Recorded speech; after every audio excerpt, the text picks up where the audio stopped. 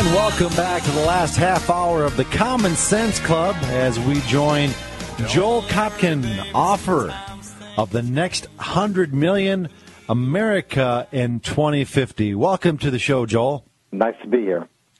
In light of the weekend with President Obama celebrating the unveiling of the Martin Luther King statue, don't you think that Martin Luther King, he talked about inequalities, race inequality, and did he not also espouse the virtues of not having class warfare?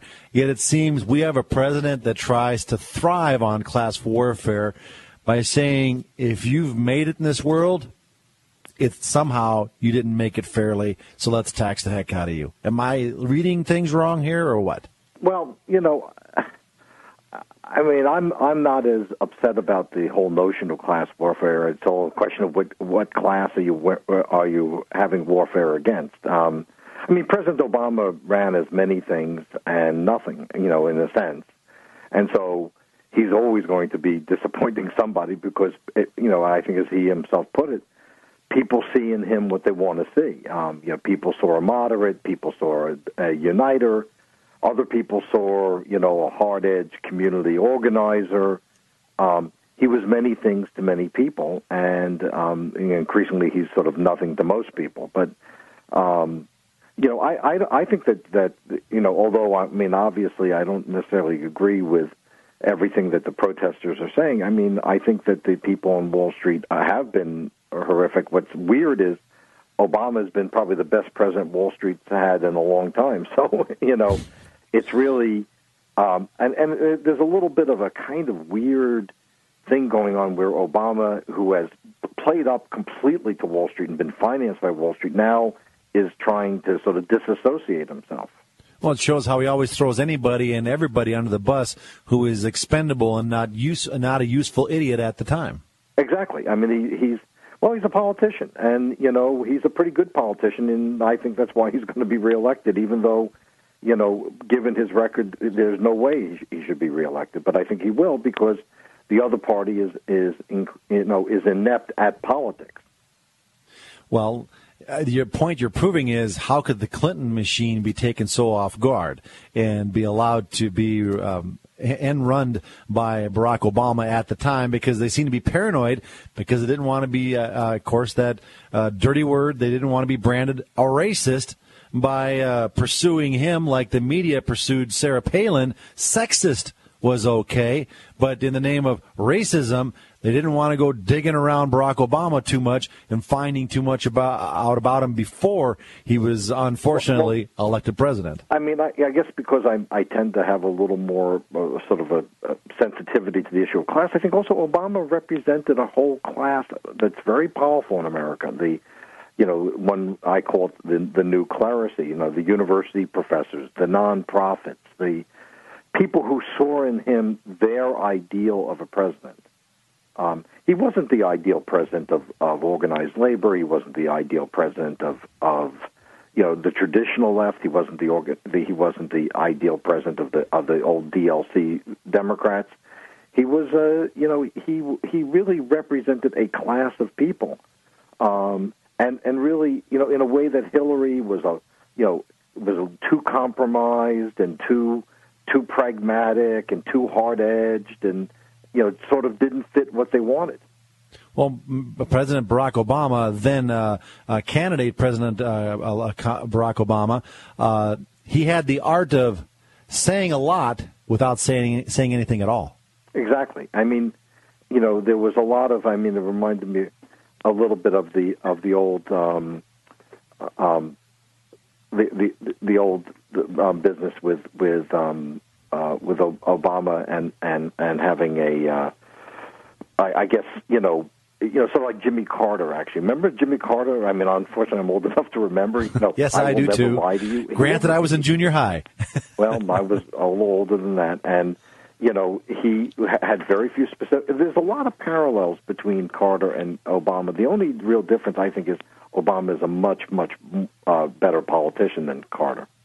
Oh, and he can articulate everything so well and say it to crowds in theaters read off of those machines like nobody can do.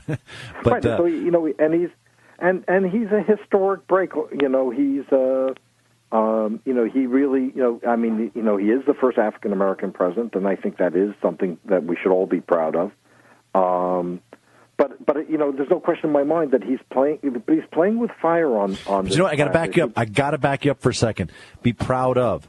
Martin Luther King would have been proud of a man being elected to being a president with a man of great ideals that are for the betterment of the whole country, not because he was black. Because if we would have saw President Barack Obama as a white individual with the same ideas he was spewing, the media would have went after him for his past, and his ideas would have been exposed. This man would have never been president. There's no question there was a double standard applied, but I do think it says something from a historian's point of view, that the country elected an African-American president well before anyone thought. Now, personally, I think Colin Powell could have been elected. Yes. Certainly not, inconceivable he could have been elected. Mm-hmm.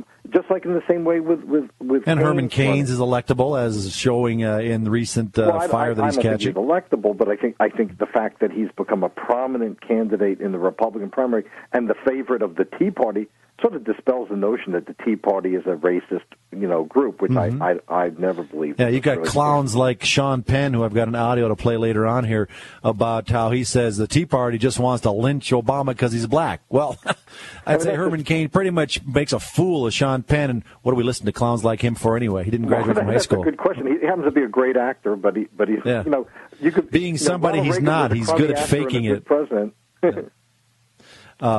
Even though Republicans, as you say, aren't as good at politicians and the economy is bad, it won't get better before November 12.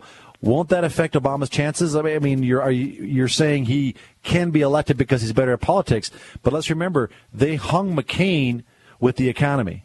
Yeah, well, the difference was that, first of all, Bush had been president for 8 years, and I think the Republican record wasn't very good anyway.